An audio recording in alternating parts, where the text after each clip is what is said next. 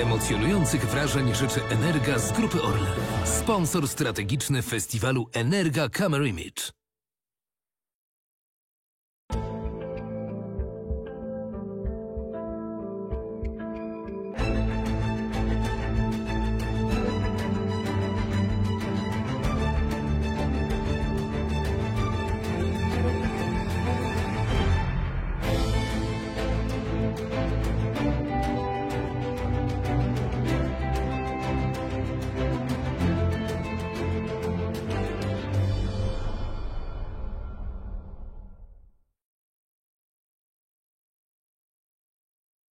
Electronic medical services available to the residents of the Kujawsko-Pomorskie Voivodeship.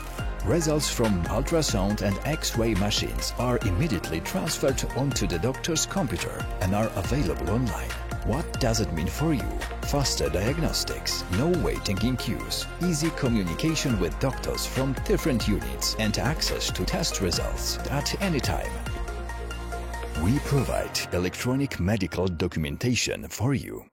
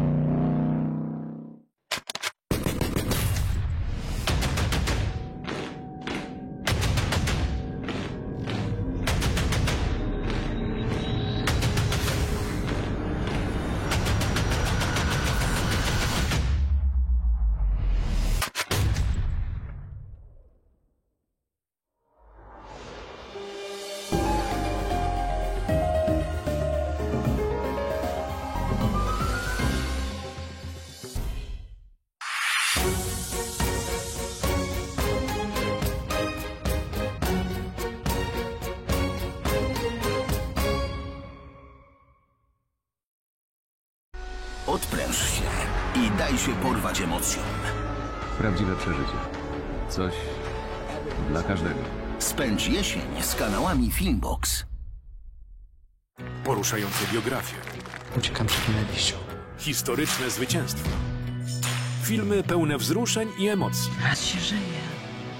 W listopadzie w Kino Polska. Włącz RMF Classic i zmień swój świat.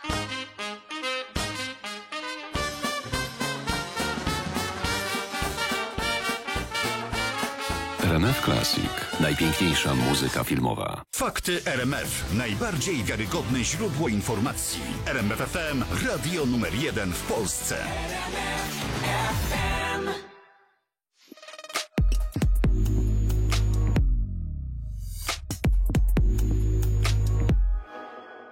Szybka, intuicyjna, przejrzysta, nowa RP.pl. Polecam redaktor naczelny Cezary Szymanek. Nadszedł czas, by usiąść w kinowym fotelu. Poczuć dreszcz filmowych emocji. Otoczyć się ekranami ScreenX. Poczuć każdy ruch i zakręt z 4DX. I powtórzyć to kolejny raz i kolejny. Ile tylko chcesz. Najwyższy czas poczuć magię kina. W najlepszym wydaniu. Przeżywaj więcej w Cinema City. Partnerem motoryzacyjnym festiwalu CAMERIMAGE jest autorem, autoryzowany dealer Mercedes-Benz.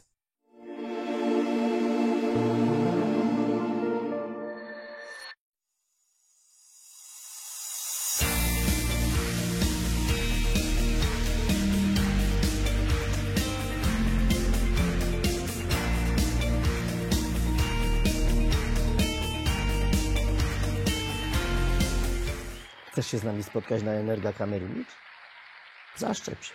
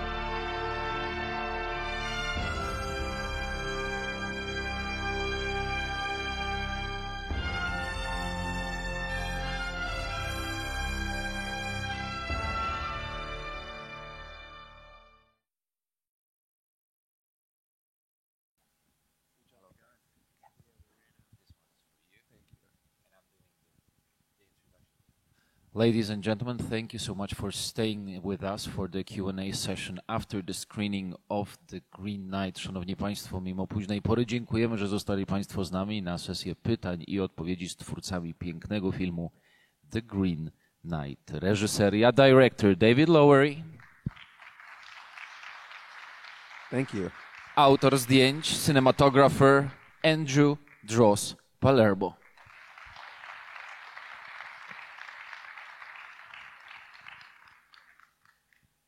Ladies and gentlemen, I will start with some of my questions, and I hope that you gather a lot of courage and ask many of interesting questions of your own. Mam nadzieję, że Państwo zbierzecie w sobie mnóstwo odwagi i zadacie pełno ciekawych własnych pytań, ale zaczniemy od tych moich i chyba od takiego najtrudniejszego na początek. Let us start with the most serious question at the very beginning to have it out of the way. What does playing with action figures has to do with such a serious film? Pytanie na początek bardzo poważne. Co ma zabawa takimi małymi, zabawkowymi figurkami z tak poważnym filmem jak ten? I love playing with toys. a number of things kind of coalesced to inspire me to make this movie, and one of them was I had found all of the toys from Ron Howard's Willow, the film that he made in the 80s, which I saw and loved when I was quite young and had all the toys, and I found those in my closet and was making a little diorama with them and just thinking about how much fun it would be to make a movie like that. And one thing led to another, and this is what we made. Uwielbiam bawić się klockami, bawić się zabawkami. Rzeczywiście te małe figurki akcji mają bardzo dużo wspólnego z tym filmem. Znalazłem w szafie pudełko swoich starych figurek z filmu Willow. Nie wiem, czy Państwo pamiętacie, koniec lat 80. Historia karła, który wyruszył w świat, żeby szukać niemowlęcia, i to była taka pierwsza inspiracja do tego, żeby myśleć o takiej historii. Bawiłem się tymi figurkami, układałem z nich takie obrazy, takie diaporamy i marzyłem, jak to by było kiedyś nakręcić z ich udziałem film. Tak powstał ten obraz.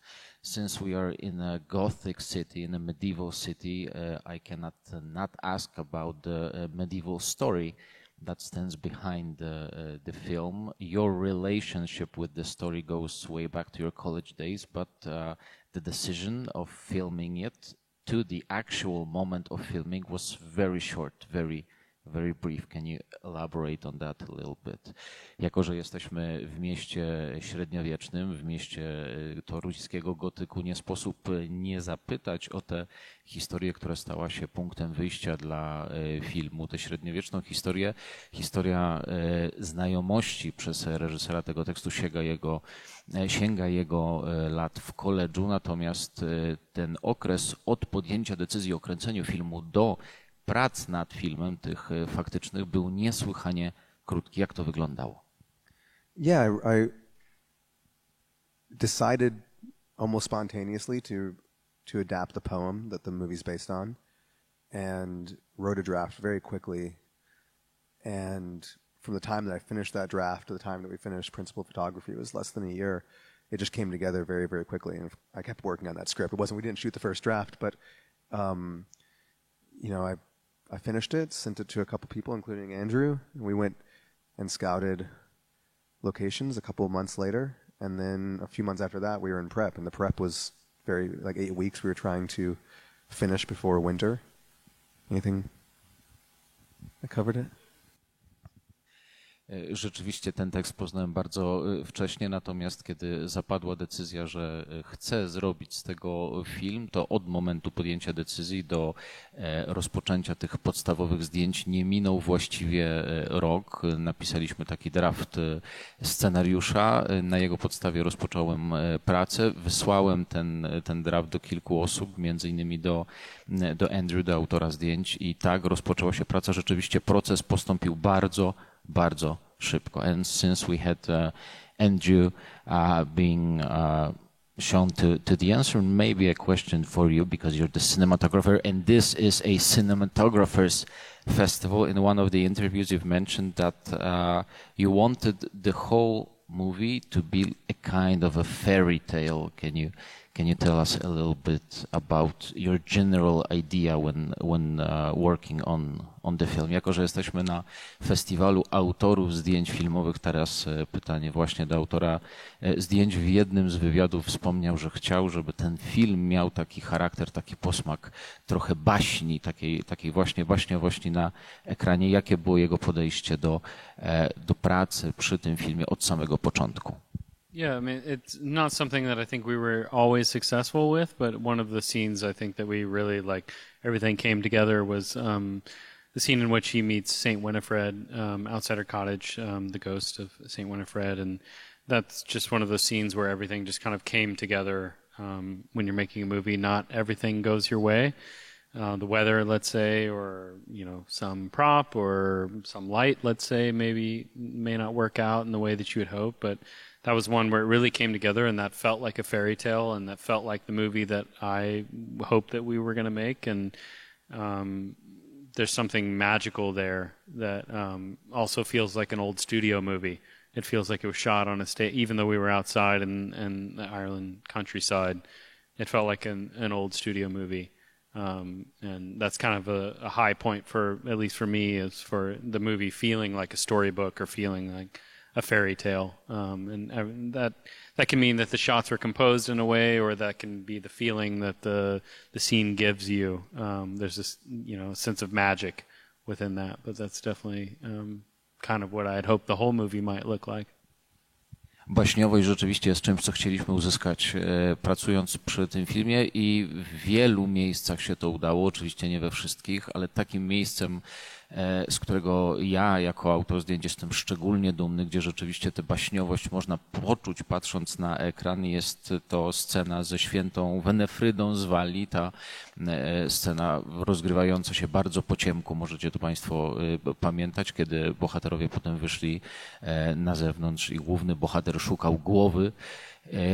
To było takie wydarzenie dla nas jako filmowców niesłychanie ważne, bo wszystko, co mogło pójść dobrze, tamtego wieczoru poszło znakomicie. Pogoda była niesamowita, światło księżyca było wyjątkowe. Wszystko, co sobie zaplanowaliśmy w tej scenie, spełniło się i dopełniło takiego baśniowego efektu. Dzisiaj, kiedy patrzę na te zdjęcia, to mam wrażenie, że można oszukać oko i pomyśleć, że nagrywamy to w studiu, tak jak robiło się przy starych filmach, ale to wszystko było nagrane na zewnątrz, było nagrane w czasie nocy w plenerze i wszystkie elementy zbiegły się idealnie, żeby uzyskać taki właśnie baśniowy efekt, na którym nam zależało. Myślę, że widać to na ekranie i z tego momentu jestem szczególnie dumny. A ja bym chciał, żebyście Państwo byli także dumni z zadawanych przez siebie pytań. Mamy wśród publiczności 2 krążące mikrofony razem z naszymi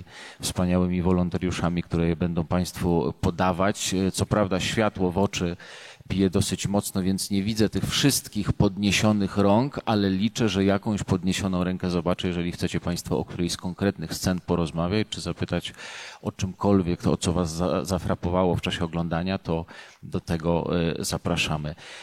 I sincerely wish that there will be a lot of questions coming from you. We have 2 volunteers with 2 microphones in the audience. The light is strong here, so I do not see all the raising arms, but I hope I'll at least see some of them. And if you have questions, feel free. We have the first volunteer. Thank you so much. Let us pass the microphone, please. Hi. First of all, I am for the 4th time hypnotized by your movie. I think for me it's one of the best movies of the year. I think that every aesthetic choice that you made in every frame of this movie serves the narrative and overall atmosphere. But I read that the original cut of the movie have nearly 3 hours long, and the character of the Green Knight appears about 1 hour mark. And I was wondering, what was the things that you cut off in the second editing? What is on the editing floor room? Thanks. Po pierwsze, wielkie gratulacje za wspaniały film. Obejrzałem go już 4 razy i za każdym razem zachwycam się tym, co panowie zrobili z estetyką filmu, ale pytanie jest dotyczące pracy przy montażu, przy edycji. Wyczytałem, że pierwsza wersja filmu była bardzo długa, prawie 3-godzinna, że ten Zielony Rycerz pojawił się też dosyć późno na ekranie. Co spowodowało, że zdecydowaliście się panowie skrócić ten film tak mocno i tak go wyedytować? Yeah, that was the assembly, which was probably 2 hours and 40 minutes. And then there are scenes that we didn't put in the film. You know, as with every movie, there's deleted scenes that just didn't feel right for one way or another. But the thing that really contributed to that running time was I hadn't cut it down yet. So, for example, like in the opening sequence, the reason it took so long for the Green Knight to show up, it wasn't quite an hour. It was more like, 40 minutes to the point where he got his head cut off. And you have like Sean Harris playing the king, and he gets up to go give his speech, and it's sort of like that, and then he walks forward, and so I had all of that in the movie, and that's the reason it was so long. Rzeczywiście pierwsza wersja filmu była dosyć długa, miała około 2 godzin 40 minut. Jak w każdym obrazie zdarzają się takie sceny, które nie trafiły do finalnej wersji, po prostu nie zamieściliśmy ich tam, takie deleted scenes, ale tutaj długość filmu wynikała głównie z tego, że wiele rzeczy działo się bardzo, bardzo powoli. Chociażby to pojawienie się Zielonego rycerza w kadrze, to nie trwało w pierwszej wersji godziny, ale około 40 minut do momentu, w którym ścięto mu głowę na pewno, ale wystarczy spojrzeć chociażby na scenę, w której król wstaje, chodzi wokół stołu i przemawia.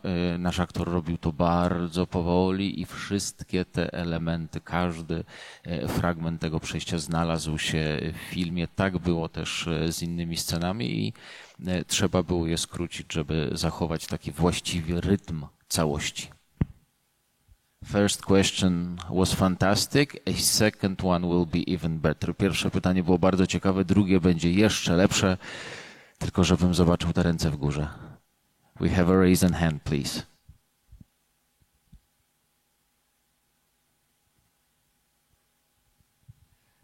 Dziękuję. Czytałem o pierwotnej legendzie i wiem, że zakończenie miało w sobie było ciut dłuższe. Czy oryginalne zakończenie było nakręcone, czy od początku film miał się zakończyć w tym miejscu, gdzie się zakończył? Thank you so much. I read the poem, the original one, and I know that the ending is different. It's longer. Did you record the ending according to the book and decided to left it out, or was it planned like this from the very beginning?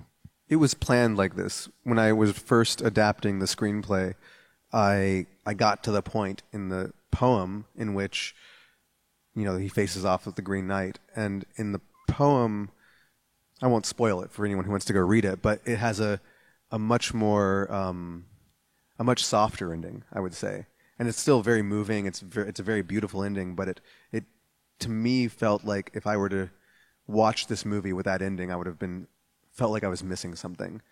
And I wanted the decision that Gawain makes to be more binary, more black and white, and more crystal clear. I didn't want there to be any gray to it. It had to be very clear that he is making a decision for his own integrity. And so when I was writing it, the sequence where he goes back home and imagines his future, that's sort of what happens in the poem. And I was writing that stuff already and just feeling like it wasn't quite right. And then I thought, well, if that's just a vision that he's having, I can come back to the Green Chapel and end the movie right there where it needs to. W książce to zakończenie rzeczywiście jest dłuższe, wygląda inaczej, natomiast to, co pokazaliśmy na ekranie, było naszą decyzją od samego początku. Bardzo mnie jako reżyserowi zależało na tym, żeby pokazać koniec tej historii w takich bardzo mocnych kontrastach, czarno-biało, żeby widz od razu widział, jaką decyzję podjął główny bohater. Natomiast w książce nie będę tutaj spoilerował całości dla kogoś, kto chciałby przeczytać ten poemat, ale w książce jest to zapisane w bardzo miękki sposób i można mieć pewne wątpliwości. Ta podróż do domu, którą po spotkaniu z Zielonym Rycerzem już w kaplicy odbywa nasz bohater, to także w książce miało miejsce, ale ja potraktowałem to trochę jako wyobrażenie, jako takie wymyślenie swojej przyszłości, czy zajrzenie w swoją przyszłość i zdecydowałem się wrócić z tamtego miejsca do świątyni i właśnie w taki sposób film zakończyć. Another question. 1, 2, 3. Congrats on the movie. It's fantastic. I just wanted to ask you guys, when you guys got together, how did you if you could elaborate on kind of the visual language, feel, grammar of this movie that you guys established together, before you started shooting, and were you referencing any other movies or photographs or painters, and the Warner kind of with Barry Keoghan, if you could talk about just that scene as well, please. Gratuluję wspaniałego filmu. Czy możecie panowie opowiedzieć trochę o tym, zanim rozpoczęła się praca nad filmem, w jaki sposób we dwóch dochodziliście do porozumienia, jak powinien wyglądać ten wizualny język filmu, jak ten film powinien naszym oczom się ukazać? We had a lot of conversations about the movie that all felt very abstract. Like I know that I said I wanted the movie to feel like it was in 3D without being 3D. And we wanted it to be on really wide lenses. And I would know that we looked at like John Waterhouse paintings and old fantasy movies from the 80s. And the language sort of developed. I mean, we were always trying to push ourselves in places. Some sequences were storyboarded very carefully or really planned out in advance, and others we sort of waited to just explore it with the actors, but we always were trying to like push ourselves in directions that would make us vaguely uncomfortable so that we would just be trying things new. We didn't want this to feel like a traditional Arthurian legend. Kiedy rozmawialiśmy o filmie, rzeczywiście zastanawialiśmy się, z jakich kontekstów można by skorzystać. Na pewno chciałem, żeby był ten film nakręcony takimi szerokimi obiektywami, żeby nawiązywał do filmów fantasy z lat 80., żeby nawiązywał do malarstwa. Chcieliśmy te wszystkie wpływy połączyć, dyskutowaliśmy nad tym, natomiast na pewno zależało nam na tym, żeby nie stworzyć takiej bardzo typowej, sztampowej historii arturiańskiej, których jest bardzo wiele. Ta miała być zupełnie inna. Yeah, the only thing I'd add is just that normally is not our method to reference something really closely. I often make a lookbook in advance and I kind of add to it over the conversations that we have. And those films could be as wide-ranging as a film and popular like Willow, I know was something we talked about. There's a black and white Czech film that I like a lot. Markéta Lazarova was something that came to me. We talked about The Devils a little bit. We talked about, what's the one with all the type, the scrolling type that you really, Prospero's books, yeah, or book. But all these things, like, we don't really reference directly once we start shooting. They kind of go into this grab bag. I'm sure it's so common in everyone's conversations about their inspirations, but it never really comes directly back to us when we're shooting. But I try to throw him things, he throws me things, and on the day we just kind of find it. And we do shot list in advance, and we think about our shots, but we often, as he said, kind of explore as it comes. And I'll answer your question about the long scene after this man uses his brilliant superpower of replicating what I just said. It will be pretty much what you've said. Sure, it's going to verbatim, perfect word for word. Więc rzeczywiście tak, rozmawiamy o tym, jak powinien ten film wyglądać, ale naszą metodą pracy nie jest takie proste odnoszenie się do inspiracji i kopiowanie ich na ekranie. Raczej zdarza mi się dosyć często, co nie jest chyba niczym wyjątkowym, tworzenie takiego lookbooka, takiej książki z inspiracjami, które po prostu wrzucam, bo są ciekawe i na różnych etapach pracy nad filmem po prostu czasem do tego zaglądamy. Tam mogą się znaleźć różne filmy, chociażby takie czeskie, czarno-białe kino. Mogą się tam znaleźć książki, które czytam. Oczywiście film Willow, o którym już tutaj mówiliśmy, także w tej książce inspiracji się znalazł. Natomiast nie jest to coś, do czego odnosimy się wprost, to po pierwsze. Po drugie, wiele rzeczy wychodzi w tak zwanym praniu, wychodzi w trakcie pracy nad filmem. Oczywiście część scen staramy się zaplanować, ale wewnątrz tego planu jest zawsze miejsce na odrobinę takiego spontanicznego działania już w czasie kręcenia. That was perfect. Thank you. The long shot you mentioned, that was something like David often in his scripts mentions the length of something, perhaps. There's another scene where the camera does a 360 revolution. Those are already scripted, and I know that that's a challenge that we're going to face, or I might face, or whatever department. So these things he comes with, which are great, because I can start working on how I can achieve it technically, let's say. And that scene with the horse was a nightmare. Yeah, it was a nightmare. I would say it was a nightmare. It was a nightmare. We wanted it to be gray and rainy and sloppy mud, and it turned out to be beautiful, sunny. There's rainbows, I think, that you had people paint out in post-production. Dev was unhealthy. I think he got a cold. And the horse was a fucking nightmare. Like, he would not go where we wanted. It was just it was a total disaster of a shot, which was intended to be one long shot. But David brilliantly stitched together a number of takes, and then ultimately I had enough, and I was like, let's take the camera off the crane, get it to me. I'm going to put it on my body. We're going to walk around. I'm going to walk around in this slop, and we're going to figure out how to shoot the rest of this scene handheld because the light's going away. This is a disaster. So it came together through some duct tape and ingenuity and scrapping it together. It's not exactly as great I mean, Barry is like, wow.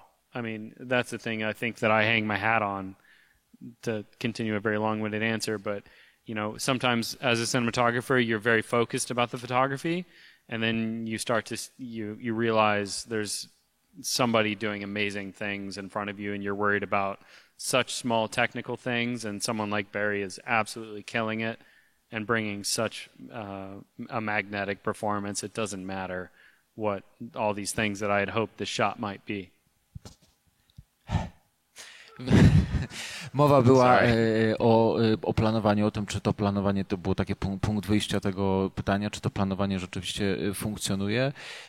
I odpowiedź, jeżeli chodzi o niektóre sceny, tak, to reżyser przyszedł z zaplanowanymi, wymyślonymi, już zapisanymi takimi scenami, jak chociażby ta bardzo długa scena, kiedy bohater jedzie na koniu przez pole bitwy i spotyka po raz pierwszy dżentelmena, którego po chwili spotka w zupełnie innych okolicznościach, czy taka scena, kiedy kamera obraca się w taki właściwie panoramiczny sposób 360 stopni. Te sceny były zaplanowane i mnie jako autorowi zdjęć przyszło tak naprawdę zastanowić się tylko, w jaki sposób uzyskać efekt, który zamierzył sobie reżyser, a ten efekt w finale, jak chociażby w przypadku tej bardzo długiej sceny z koniem idącym po polu bitwy, był dramatem. To była najtrudniejsza, najgorsza, najbardziej paskudna scena, jaką wspominały z całego filmu. Zamysł był taki, żeby było szaro, żeby było jak po bitwie, żeby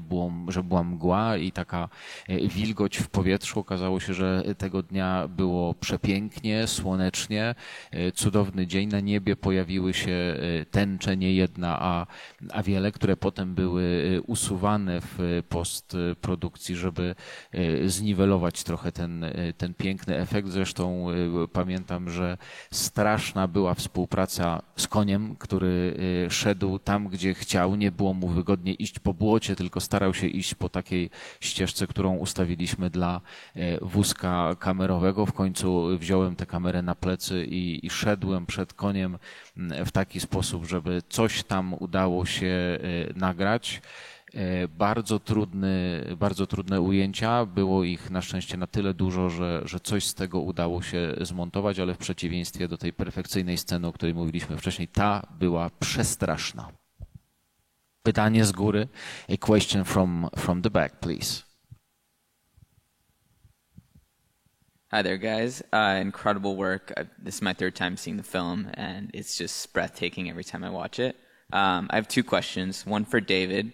I read online that there was a photo from your childhood that was kind of a token of inspiration for the film, with you and your brother and your friend sword fighting with papier-mâché helmets and wooden sticks. How do you think your younger self would feel seeing this film now in completion with that photo in mind? And then one for Andrew. Just with the look of the film, it's so tailored and beautifully shot. And the look is so dialed in that I was wondering if you had a showlet that you created for the film, and then also why you chose the lenses that you did, and if maybe there was another runner-up and in that selection. And yeah, thanks. Wspaniały film, dziękuję za niego. 2 pytania. Pierwsze do reżysera, Davida Lowery.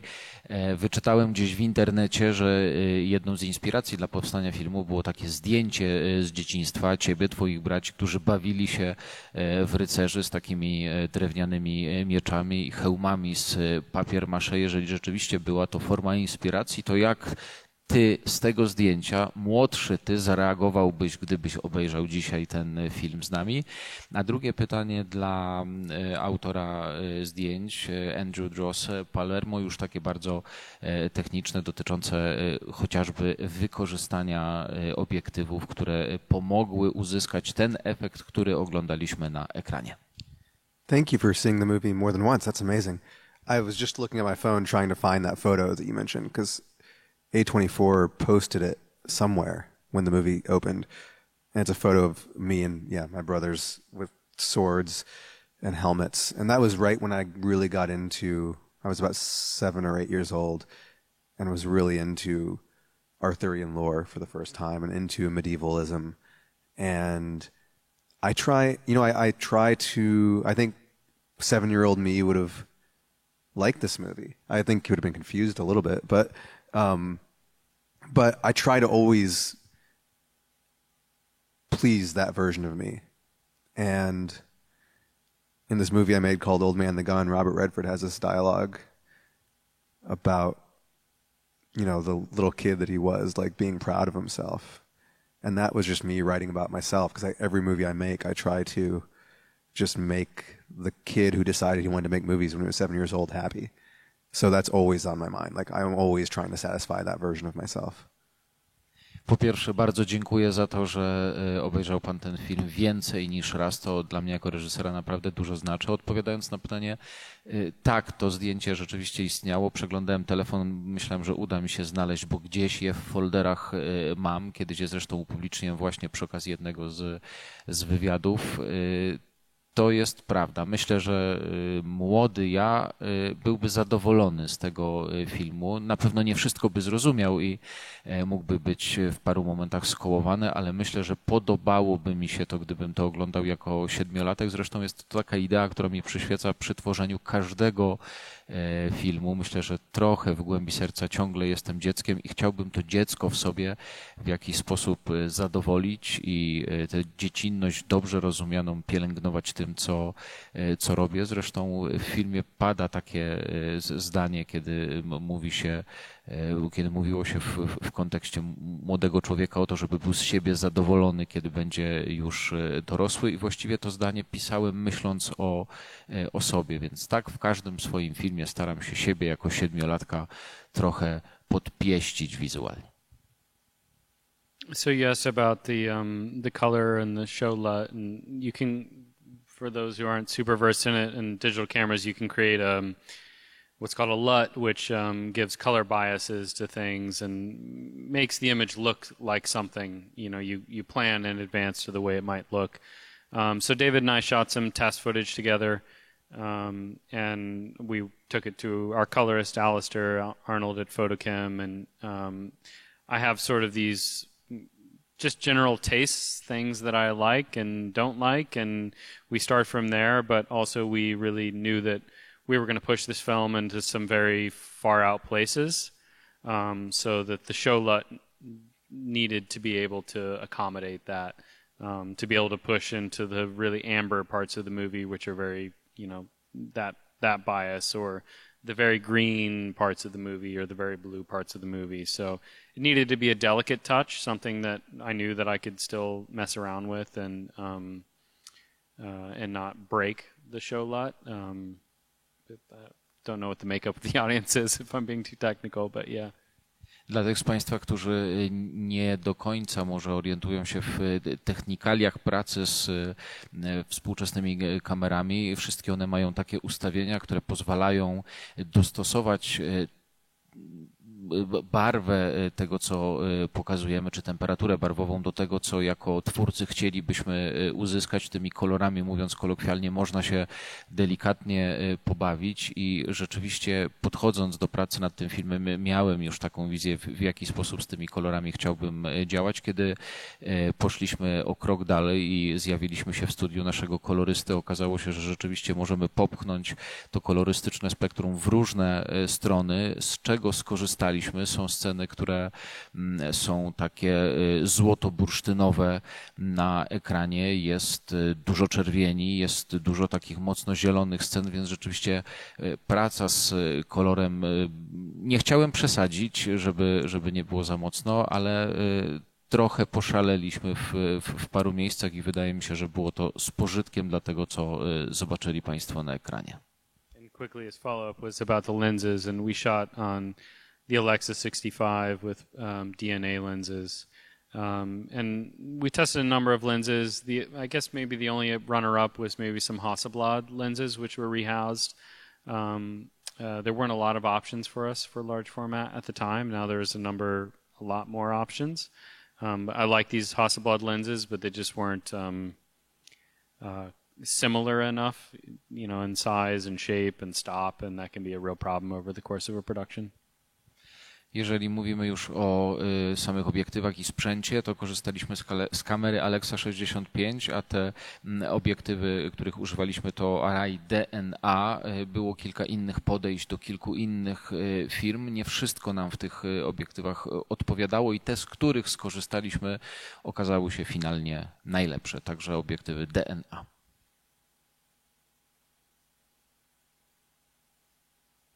A question at the bottom of the audience. Kolejne pytanie.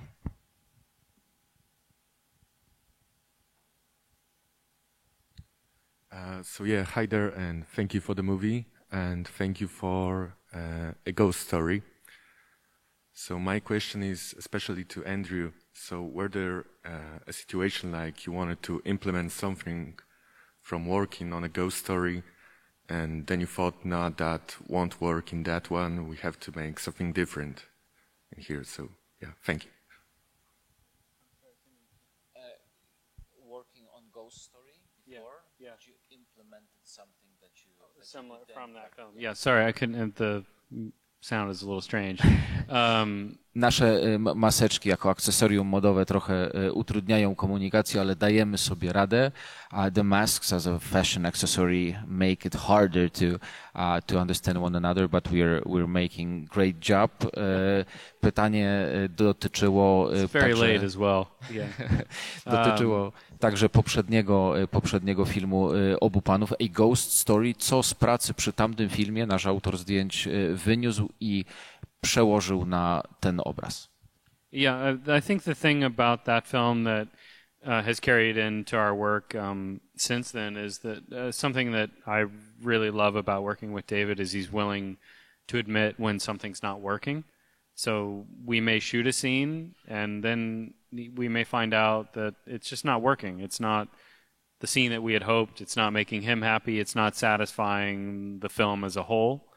And something about the way they schedule movies with his producers who are very close to David and work with him is that we're willing to admit that. And I think filmmaking traditionally doesn't accommodate us saying, this isn't really working. And I think fine artists have that. They, a painter, let's say, you're working by yourself, and you can change the way you're working if you need, or your approach. But filmmaking is a machine, and there are lots of people there. And to allow that space for us to explore and to show up on set and to say, let's do what interests us and excites us. And maybe that's not the right answer, but, that's the freedom that we get. And I really appreciate that about his productions.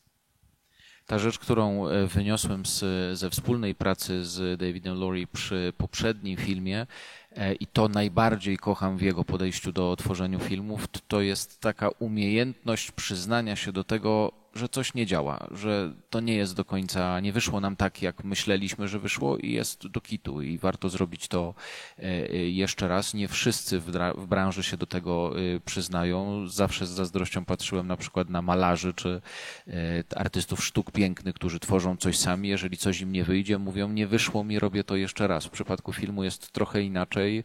Film to jest wielka maszyna, w której pracuje bardzo wiele osób podejmuje różne decyzje i tutaj powiedzenie, że to, co się zrobiło, nie jest do końca dobre, czy nie o to nam chodziło, nie zawsze funkcjonuje. W pracy z Davidem to nam się zdarza często, nie boimy się tego i taka artystyczna wolność jest właśnie tym, co najbardziej lubię i co z poprzedniego filmu wyniosłem i tak staramy się pracować, tak staraliśmy się pracować przy tym i tak będziemy pracować przy kolejnych wspólnych produkcjach.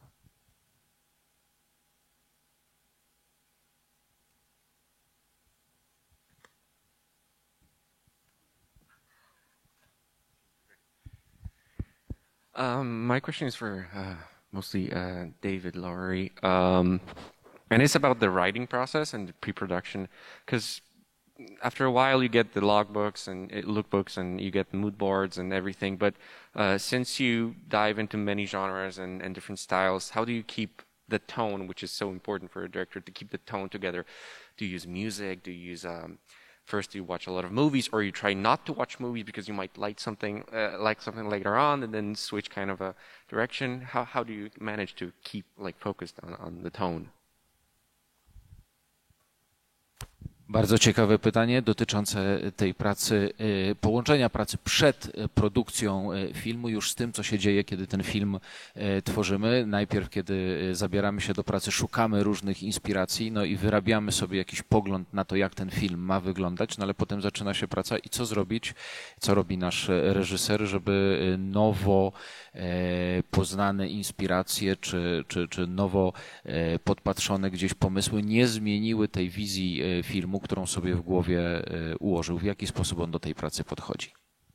It's a great question to follow up what Andrew just said, because the tone for a movie like this, or for most of my movies, is hard to find. And we have an idea of what it is, but we don't know what the parameters really are going to be to achieve that until we're shooting it.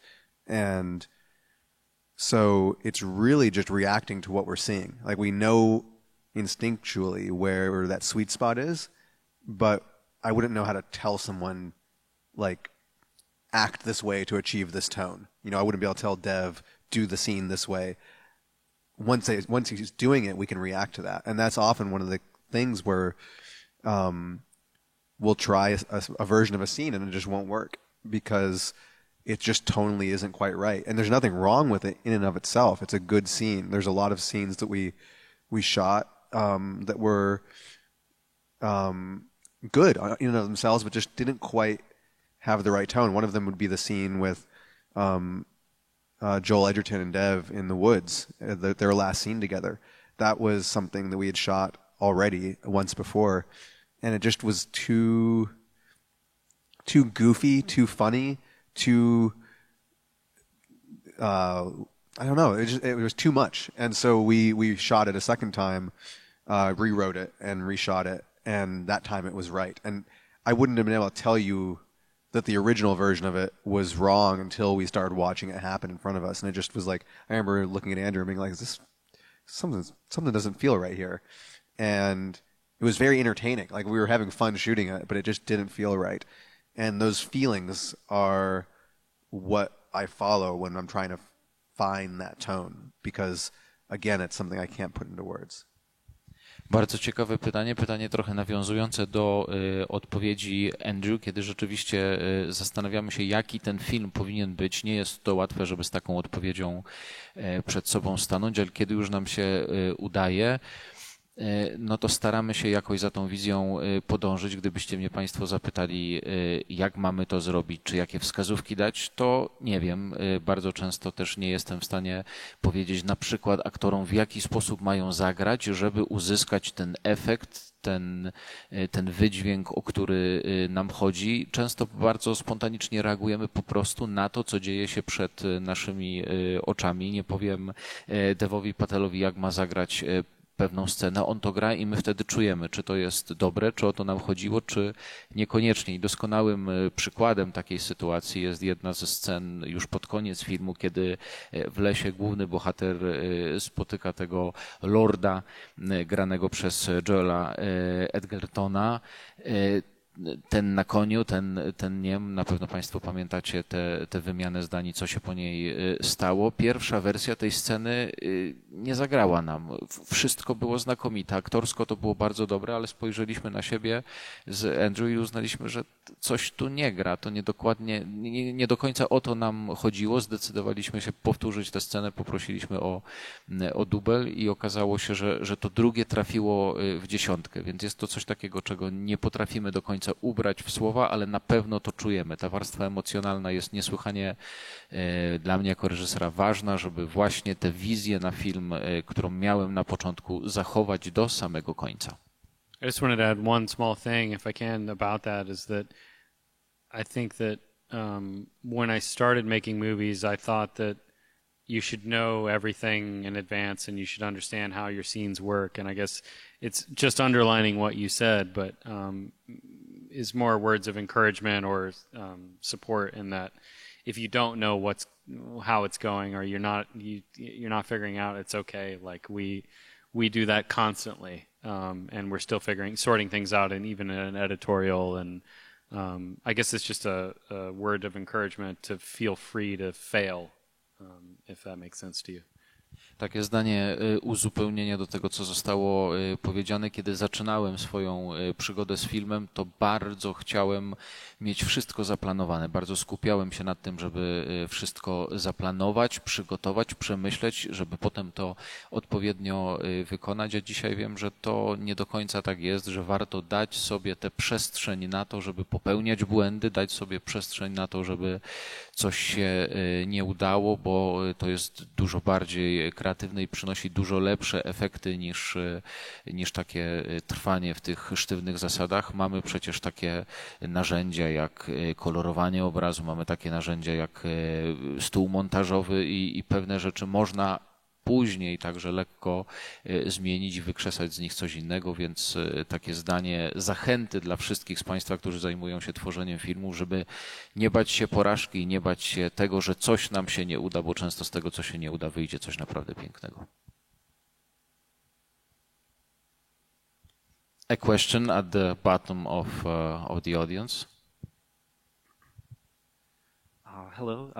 I hope my question won't be too elaborate for this hour. So it's a question to both of you, even though it's maybe more focused on... Can we take the mask off just for the question? Yes. Thank you. So it's a question for both of you, but maybe it's a little bit focused on Andrew Droz Palermo and his previous works. For me, at least, both A Ghost Story and The Green Knight are deeply rooted in a horror story, as Green Knight is very gothic, and basically the first appearance of Green Knight could be edited out from from a very basic horror story. And The Ghost Story is in its basics, a tale of a haunted house, especially when the new family moves in and Ghost played by Casey Affleck, freaks out a bit about it.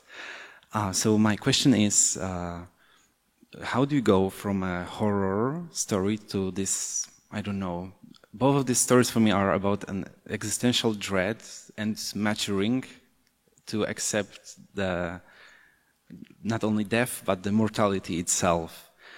And especially for Andrew Droz Palermo, how do you take your experience that you have from your VHS or from Your Next, for example? Did it help you somehow to create the vision of those two films that you worked together at? Thank you. Pytanie, które łączy w sobie tematykę dwóch filmów tutaj obecnych panów, Ghost House i właśnie ten Zielony rycerz. Oba, można powiedzieć, trochę horrory. Jeden przedstawiający, tak oględnie mówiąc, tematykę takiego nawiedzonego domu. Tutaj mamy trochę strasznego rycerza ze świata fantasy. W jaki sposób panowie przechodzą od takiego podejścia horrorowego do opowieści bardzo egzystencjalnej o odkrywaniu siebie, odkrywaniu tego, co jest ważne, odkrywaniu takiej nieskończoności i nieśmiertelności. Jak te doświadczenia z pracy przy poprzednich filmach, szczególnie w przypadku autora zdjęć filmowych, przenikają i wpływają na to, co zrobił przy tym obrazie.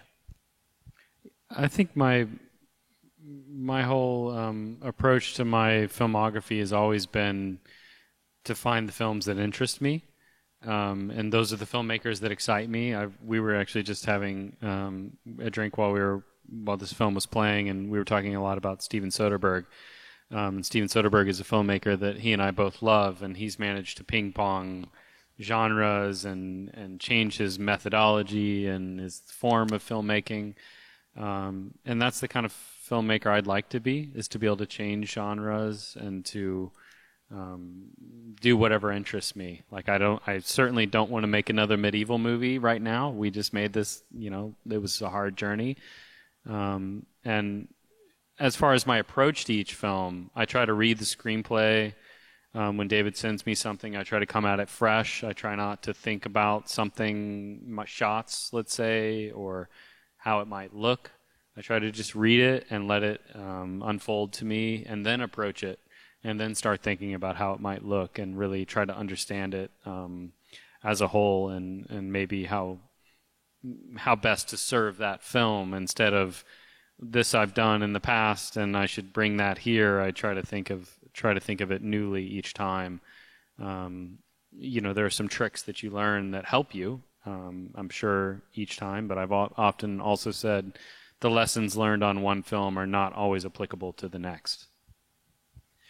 Różne filmy mnie inspirują. Zresztą kiedy teraz Państwo oglądali ten obraz, my siedzieliśmy u góry w barze i rozmawialiśmy na przykład o filmach Stevena Soderbergha, które są dla mnie dużą inspiracją. Natomiast staram się nie przekładać tego wprost na to, co ja robię na planie. Staram się nie szukać takich kalek, raczej mieć otwartą głowę i czytać scenariusz. Po prostu, kiedy David przesłał mi scenariusz, usiadłem do niego, nie myślałem od razu o jakichś swoich poprzednich ujęciach, które tutaj mogę wykorzystać, czy o takim doświadczeniu z poprzedniego filmu. Raczej staram się za każdym razem przeczytać, wczytać w to, co widzę, w to, co czytam, pozwolić temu wsiąknąć we mnie i dopiero wtedy, kiedy już zrozumiałem to, co autor miał na myśli, zastanowić się, jakie wykorzystać elementy, jak pokazać to, co reżyser chce pokazać. Oczywiście są pewne sztuczki, których uczymy się jako autorzy zdjęć filmowych,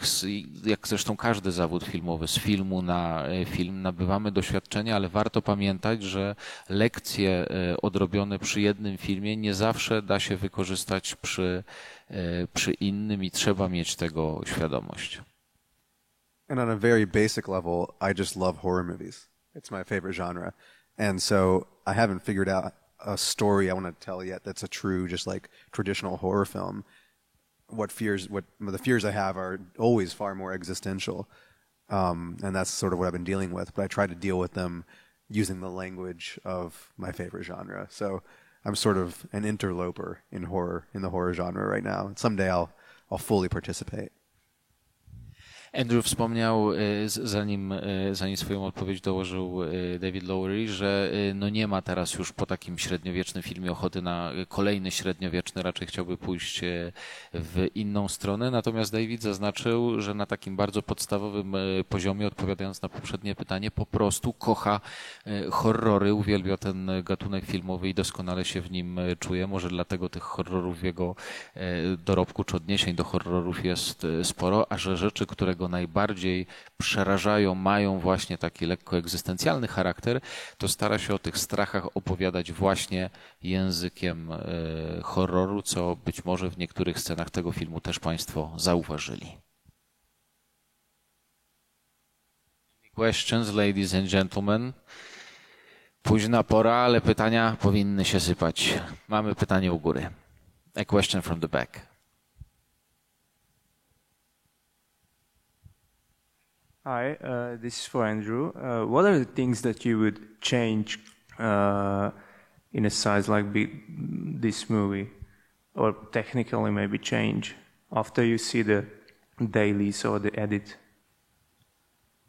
Pytanie dotyczące tego, co panowie zmienili w filmie przy pomocy tych takich komputerowych efektów, przy pomocy tej komputerowej techniki po tym, jak już zobaczyli, co im powstało. I actually really love this question because I feel like people present themselves as fully complete or present a project and they're so happy with it and you have to act as though it's magical and perfect and beautiful. That's not the case. We're both, I think, admittedly unhappy with a few scenes in this film. Not for our own failings necessarily always. Some of I will take the blame for. I actually feel the most sensitive in this film about the scene in which Gawain talks to King Arthur and Guinevere when he sits before them in the round table very early in the movie. I feel like the round table and that whole series of scenes where the Green Knight enters and King Arthur gives his speech, I really feel very sensitive about that work, and I've come to a peace with it. It is out, of course. I cannot fix it. I wished that I could shoot it again. I really, now in the fullness of time, knowing what I know, could shoot it again and relight it and know what was best for the lighting. And unfortunately, you have to let these things go, and you have to. When I see it, we peeked into the theater earlier and we saw a couple shots, and I just found myself like curling in on myself and like, oh my God, I'm a fucking failure and I'm a fraud and I'm not an artist, and I'm sure there's a million people in this theater who can shoot this movie better than me. And unfortunately, I've come to realize that that's the life that I've chosen, and that is how it's going to always be. Maybe there's some filmmakers who feel differently. Maybe you even feel differently. So yeah, I think it's just a constant fear of, I don't know, I feel like an imposter often. But all I can do is bring my best and try to be the best presence for David on set and bring my best self, and hopefully we'll get through it together. And we love doing what we do. I don't mean to say that we don't. But yeah, it can be very hard, and I think that's the life of an artist. Pytanie dotyczące poprawiania bardzo nam się spodobało, bo tak jak wyraziliśmy wcześniej, nie boimy się mówić o tym, że nie wszystko wyszło, że pewne rzeczy wymagały poprawek, pewne rzeczy udało się cyfrowo poprawić, ale pewne rzeczy takie techniczne czy warsztatowe niestety zostały, i taką sceną, która dla mnie jest najbardziej bolesna i najbardziej drażliwa, to jest ta jedna z początkowych scen, kiedy nasz główny bohater rozmawia z królem, rozmawia z królową, zanim jeszcze Zielony Rycerz pojawi się na ekranie.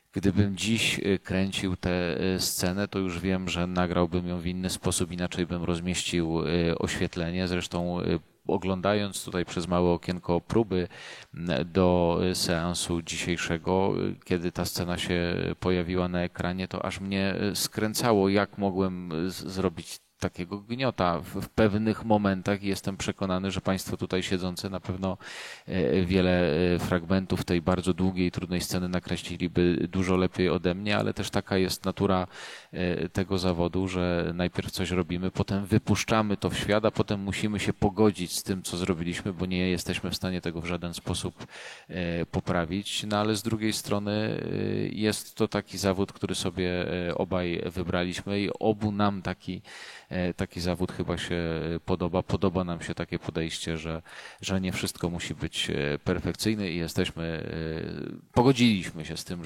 że nie wszystko jest perfekcyjnie, a pewnie wielu chciałoby powiedzieć, że w ich filmach wszystko jest na tip-top i nic poprawek nie wymagało. In case that's the last question, which I think it may be, I would just also like to say there are many moments in this film and many films that we've made that are very high highs, where we feel very happy with what we've made and we love what we've made, and feel confident in what we've made. It's just it's a lifetime of chasing that, I think, and that's, I think, what keeps us going and keeps us excited about it. You may have something much more eloquent to say about it. Jako, że to, tłumacząc, co powiedział Andrew, jako, że to pytanie być może być ostatnim, patrząc na Państwa zaspane miny, to pozwolę sobie dopowiedzieć, żeby nie było tak tylko pesymistycznie, że nam się wszystko w tym filmie nie podoba. Absolutnie nie. Są takie sceny, z których jesteśmy bardzo dumni, w których wszystko wyszło, w których wydaje nam się, że osiągnęliśmy, co tylko mogliśmy znakomitego osiągnąć i jesteśmy z nich dumni. No cóż, ta praca polega na tym, żeby właśnie takie rzadkie momenty po pierwsze pielęgnować i dążyć do nich jak najczęściej. It's absolutely true. Like, I am always going to be my own hardest critic, and I just will look at my movies and just think they're utter disasters, but I know that that's for me to feel, and generally others won't know why I feel that way. I think one thing we learned on this one really was to understand the resources that we have in a way that we perhaps didn't before we made this film. This wasn't like the biggest movie we'd ever made, but it definitely, in terms of budget, but it was definitely it was epic, and we were doing it on a relatively low budget, and we were looking at that opening sequence and with King Arthur and the Green Knight and all that. We're like, oh yeah, we can do that in 3 days. And we ultimately changed that and we're like, oh, we can do that in 5 days. And even that, we should have, in hindsight, we're like, if we were thinking about the way in which we were going to make this movie and the time that was the way we wanted to light it and the way we wanted to approach things, we could have looked at the schedule and been like, that's not going to work. We need to figure this out or approach it differently. And those are things you just learn. Every movie you're going to learn something new. And now I'm like, I've learned not to squint. Never squint at things, because the squinting is not going to make it better when you get to the shoot, whether that's for the schedule or the locations or anything. And so I'm immensely proud of this movie. I really love it. But I can't watch it without just feeling that sense. So that I don't watch it. I'd rather know that it's out there for people to enjoy, and that we did our best, we put our all into it, and I can't watch it anymore. Jestem swoim największym krytykiem, jeżeli chodzi o filmy, które zrobiłem, i teraz, kiedy je oglądam, to mam takie poczucie, że wiele rzeczy mogłem zrobić inaczej, mogłem zrobić lepiej. Być może inni, oglądając je, nie mają takiego poczucia i nie rozumieją, dlaczego coś mi się tam nie podoba, ale już tak mam. Na pewno lekcją, którą wyniosłem z pracy przy tym filmie, było zrozumienie tego, jakimi zasobami się dysponuje i w jaki sposób je mądrze i rzeczowo wykorzystać. To nie był na pewno film z największym rozmachem spośród tych, które robiliśmy. Nie był to film z największym budżetem, ale już teraz wiem, że mogliśmy z tego, co mieliśmy, skorzystać trochę inaczej. Chociażby ta pierwsza scena, bardzo trudna. Najpierw ją zaplanowaliśmy na 3 dni, potem okazało się, że jednak nie, że musi być tych dni 5. Dziś, gdybym to robił, wiedziałbym, że to nie jest tylko kwestia wydłużania dni zdjęciowych, ale być może zaplanowania wszystkiego w trochę inny sposób. Taka lekcja wyniesiona. Natomiast, żeby było jasne, kocham ten film, jestem z niego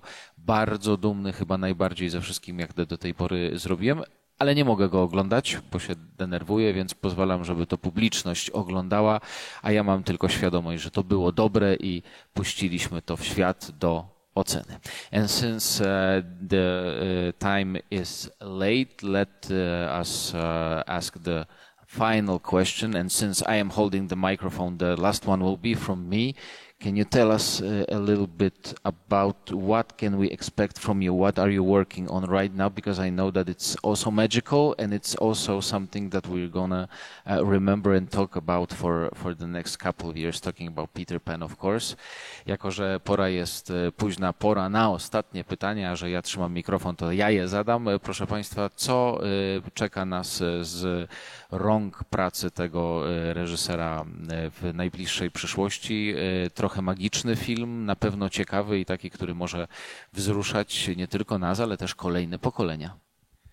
Right after, as we were in post on this movie, we started prep on Peter Pan and Wendy for Disney, which was something I'd been working on for a number of years, as the script for it for a number of years. and we just finished shooting. It got delayed because of the pandemic, as with everything, but we finished shooting it in August, and so we're in post now. And however the movie turns out, it was very therapeutic to make it. It was it was a beautiful, beautiful experience, and feel very happy with it, like having made it. But as we've talking about all of these misgivings that we have, I'm like, does the fact that I had a great time and felt very satisfied making that mean that it's actually going to not be as good? Because when we're making a movie like this, it's like searching for something. We're looking. We don't know what we're looking for. And there's a sense of mystery every day, a sense of pushing ourselves over an edge, past a precipice that we don't know what lies beyond.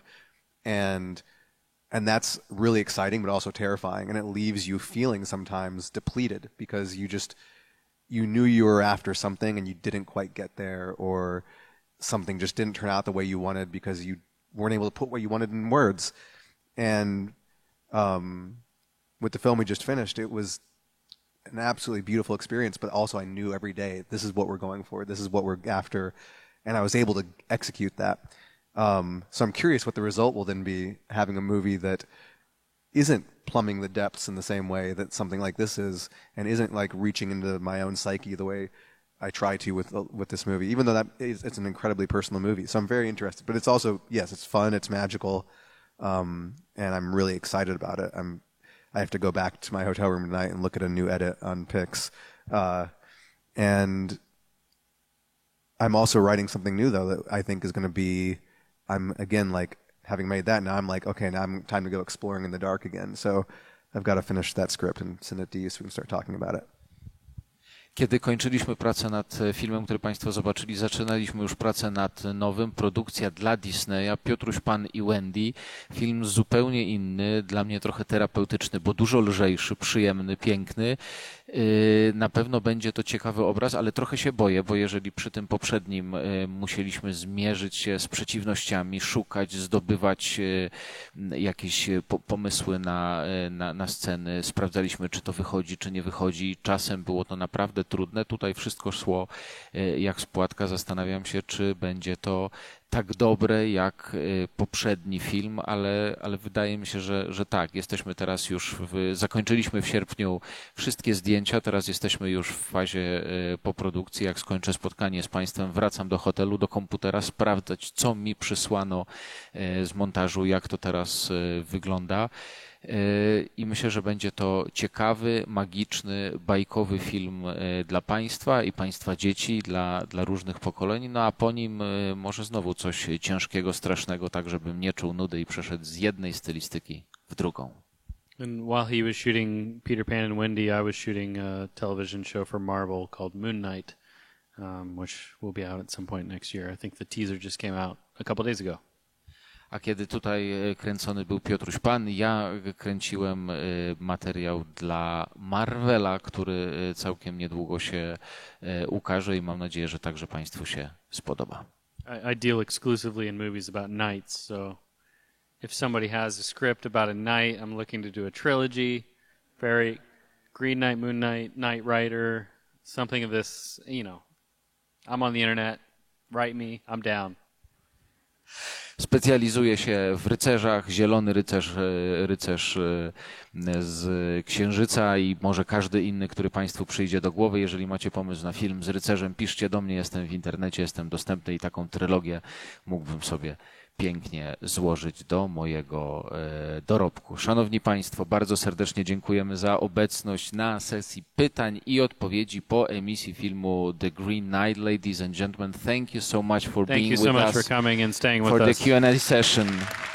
Davidem Lowery, director and reżyser. Andrew Droz Palermo, cinematographer. Autor zdjęć, a już jutro w Cinema City kolejna szansa, żeby ten film obejrzeć. Jeżeli chcecie Państwo jeszcze raz lub zabrać przyjaciół, zapraszamy serdecznie. Dziękujemy za dziś. Do zobaczenia jutro. Thank you for today. See you tomorrow. Bye bye.